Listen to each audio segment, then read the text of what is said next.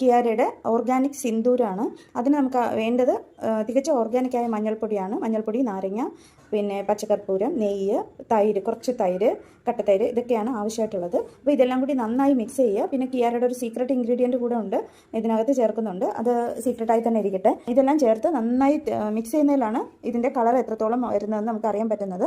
അപ്പോൾ ഇത് വന്നിട്ട് നമ്മൾ അതിനെ ഒരു 2-3 ദിവസം നല്ല വെയിലത്ത് വെച്ച് ഇതിൻ്റെ ഇതെല്ലാം നല്ല കളർ വരത്തക്ക ഇത് വെയിൽ കൊള്ളുമ്പോൾ ഒന്നുകൂടി നല്ല കളറാവുന്നുണ്ട്.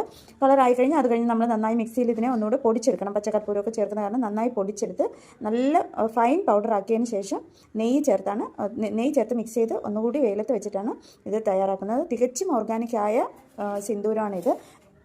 അപ്പോൾ ഇത് നമ്മുടെ നെറ്റിയിൽ തൊടാനും, അല്ലാതെ ഇതിൽ അലോവേര ജെല്ലോ കുറച്ച് അപ്പോഴത്തെ ആവശ്യമാണെങ്കിൽ കുറച്ച് വെള്ളം മിക്സ് ചെയ്ത് നെറ്റിയിലിടാനും, സിന്ദൂരമായിട്ട് കല്യാണം കഴിഞ്ഞവർക്ക് സിന്ദൂരമായിട്ട് ഇടാനും ഒക്കെ വളരെ എഫക്റ്റീവാണ്. അപ്പോൾ നാച്ചുറൽ ആയിട്ടുള്ള സിന്ദൂരം ആവശ്യമുള്ളവർ ഓർഡർ ചെയ്യുക.